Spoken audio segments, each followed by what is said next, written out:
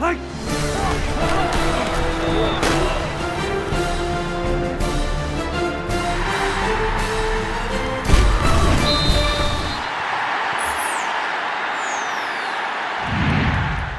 Mizell back here at Boone Pickens Stadium with former OSU defensive end Richetti Jones, our Cowboy insider this season.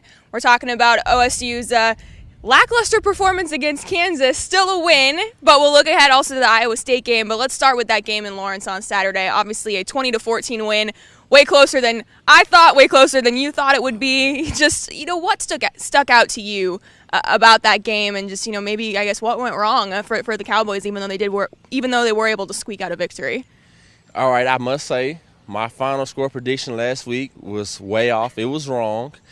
But away game, they're hard, period. Anytime you play on the road, no matter who you're playing, it's going to be hard.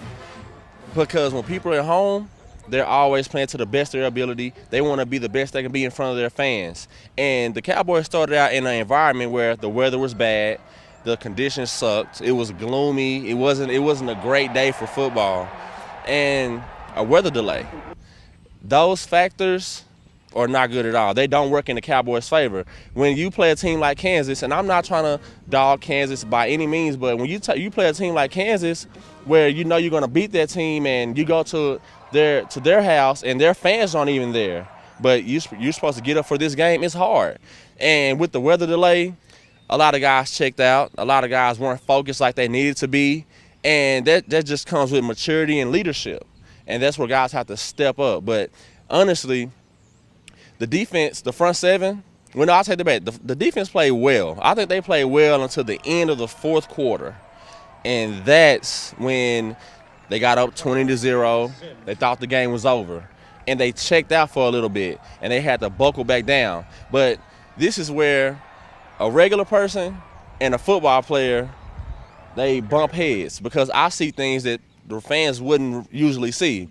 Kansas they loaded their box up with 9 guys and ran a formation on the Cowboy defense that they hadn't seen or practiced, and they ran the ball down their throats. Luckily, they slipped up, made mistakes, undisciplined, and gave the Cowboys the ball back at the end of the game, and they pulled out the victory. And another thing, what people don't realize is J.W. Walsh, this is his first road game as a starting quarterback, and he is still a freshman. So you have to give these guys a little slack. He's a freshman, and he's on the road for the first time. He's not Brandon Whedon. So you have to give him a little slack, but I'm just happy the guys pulled it out. Absolutely. Now, when you look at this performance, you mentioned a lot of factors that, maybe won't be into play in the future. J.W. Walsh now has played on the road if he continues to be the starting quarterback. We don't anticipate any more 19-minute rain delays and things like that. So was this just a blip on the radar, just a bad day for the Cowboys, or are there some other signs that you see that maybe there are some more serious issues for this team going forward? No, it was just a blip on the radar. It's not a big deal. These guys were playing Kansas in Kansas. They weren't playing in Stillwater. If you look at the game again, there was nobody in the stands. And you're playing Kansas. They are the bad news bears of the Big 12 Conference.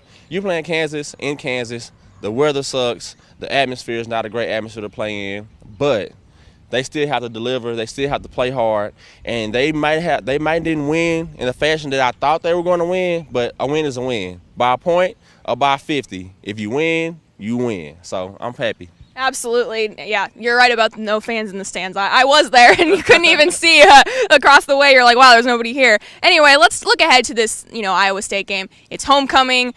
It's Iowa State. The word revenge has been thrown out a lot with some of these players after, obviously, the close double overtime loss last year that really knocked the Cowboys out of the BCS title game. So when you look ahead to this game, maybe what's a matchup you're looking to watch, and maybe a player for the Cowboys that you're looking to watch? Well, when you say revenge, let's let this be known. Let's get it understood from the beginning. This is not the same team from last year, okay? And last year is over.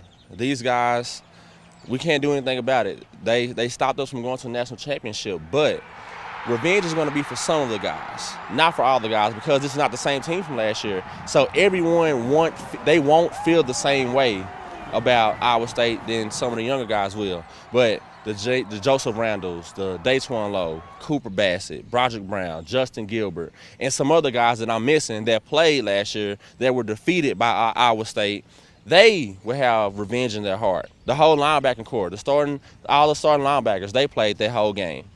They will have revenge. It will be personal for those guys.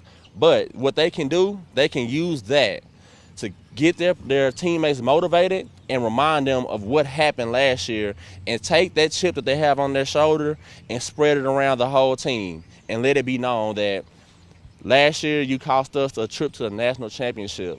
This year, it's payback time. So I feel the Cowboys, they're going to come out, play hard, and I'm really expecting the guys last year that were out there that felt that loss and that defeat to take it personal, step up, and deliver a victory for OSU. Not just the athletic department, but the whole school. Absolutely. Now, when you look at this game, obviously Iowa State's got two really good linebackers, A.J. Klein and Jake Knott. They're two really sticks out to me. But maybe what's the biggest key in your mind for the Cowboys coming out with the victory if you look at maybe just some matchups and that sort of thing? Well, like I said last week, my matchup is still stuck on the young guy, the young fella, Wes Lunt. I still want to see this guy play. That's the matchup I'm looking for, to see him on the field. That's what I'm looking for. As far as Iowa State and their linebackers, some say those are the best two linebackers in the conference. So I'm excited to see how those guys perform against our O-line and our running game, because we have a nice running game. We have Joseph Randall, Jeremy Smith, and our O-line. They've been doing pretty good. So I feel they're going to really be tested against our running attack because we have a great running game. We have great running backs. So I'm really looking forward to seeing how those linebackers match up against our guys. Absolutely. As mentioned before, this is the homecoming game, and obviously that's a huge deal here at Oklahoma State. As a guy that played here, just what's it like to play on homecoming? Just kind of give me an idea of just what that atmosphere is like and coming out of the tunnel and just what that game is like for a player. Homecoming, America, let me listen to you. Oklahoma State has one of the best homecoming celebrations in the country, hands down. And playing in an environment like that, it's wonderful. You come out here and you see all these fans, they're going crazy. But for me personally, as a football player, I was happy because my friends were coming back. My old teammates, my old friends that graduated, people that I knew from my first couple of years in my freshman year, guys that graduated. All your friends are coming back. Grandparents are coming back. Everybody's coming back to OSU's homecoming. And to play in an atmosphere like that, it's one of a kind. You can't. If I could put that in a bottle, I'll be a very rich man right now. Wow, there you go. Well, finally, as always, what's your final score prediction for this game? You already predicted that OSU would win, but what's your final score prediction? 42-28. All right. 42-28. I give them that.